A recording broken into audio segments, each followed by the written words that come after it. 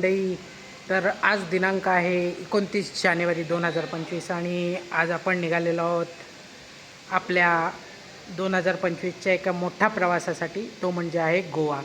तर गोव्याला आपण चाललेलो आहोत आणि वेळ झालेली आहे रात्रीचे 11 वाजलेले आहेत.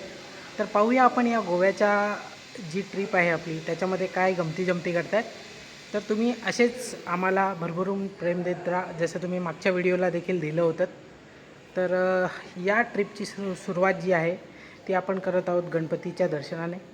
सो आता आपण आलेलो आहोत महड येथे, आपण पोचलेलो आहोत आणि महड येथे आपण आता गणेशाचे दर्शन घेणार आहोत आणि त्याच्या आशीर्वादानेच आपण आपली पुढची सुरुवात करणार आहोत. गणपती बाप्पा!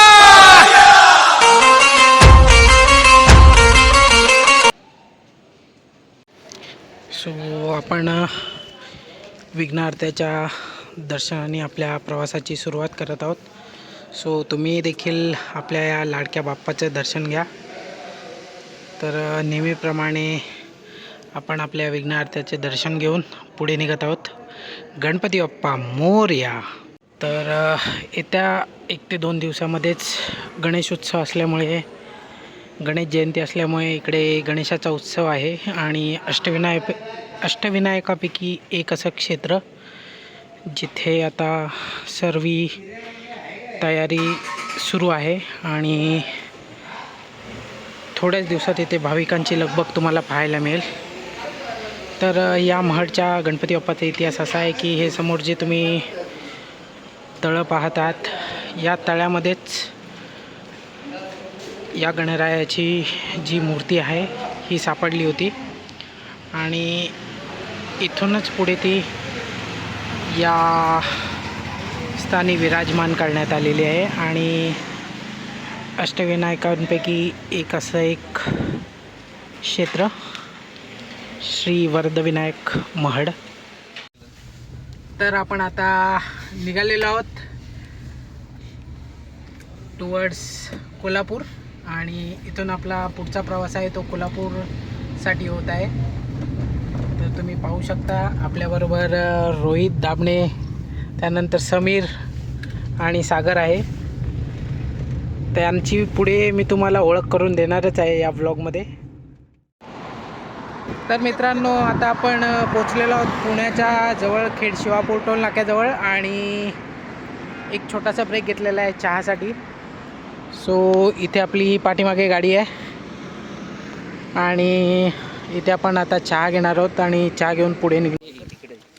तर मंडळी, सकाळचे वाजलेले आहेत 5 आणि तुम्ही बघू शकता सगळे असे झोपेतून उठलेले आहेत. टोटल 300 किलोमीटरचा आपला प्रवास झालेला आहे आणि आता आपल्यासमोर जे दिसते आपल्याला हे आहे श्री महालक्ष्मी मंदिर. तर मित्रांनो, माझ्या पाठी पाहत आहे तुम्ही, हे आहे महालक्ष्मी मंदिर कोल्हापूरचं. तर आपण आलेलो आहोत कोल्हापूरला आणि इथे तुम्ही बघू शकता अगदी पहाटे 5 वाजता देखील मंदिरामध्ये लगबग चालू झालेली आहे आणि काही भाविक भक्त इथे जमायला सुरुवात झालेली आहे. सो पहाटे आम्ही दर्शन घेतलेलं आहे. अतिशय कमी वेळात आपल्याला इथे दर्शन मिळालेलं आहे पहाटे 5 वाजता.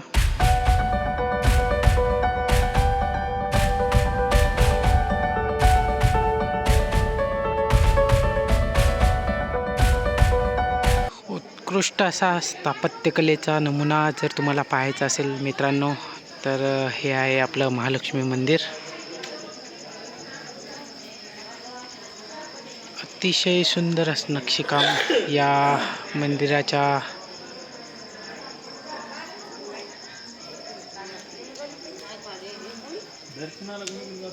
दगडी भिंतींवर.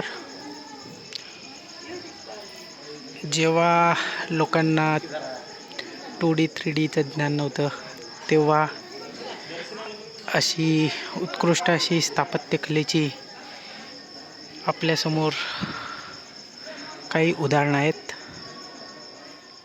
तर मित्रांनो, सकाळचे 8 वाजलेले आहेत आणि आपण पोचलेलो आहोत अंबोली घाटामध्ये आणि आता इथूनच पुढे आपण गोव्याकडे प्रस्थान करणार आहोत. तत्पूर्वी तुम्हाला आंबोली घाटाची काही विहंगमय दृश्य मी तुम्हाला दाखवतो.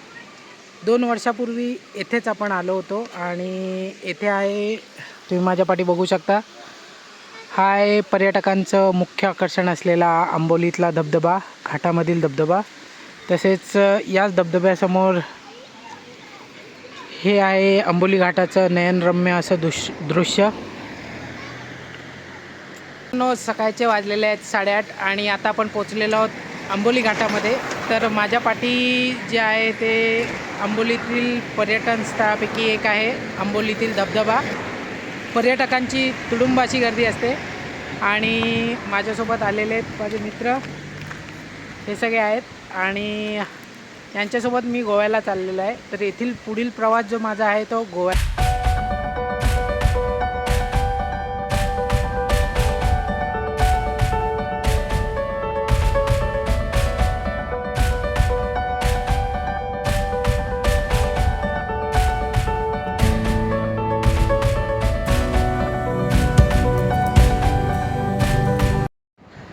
तर मंडळी पोचलेलो आहोत आपण गोव्यामध्ये. आपण असं तयार झालेलो आहोत पूर्ण आणि आता आपण जाणार आहोत समुद्रावरती.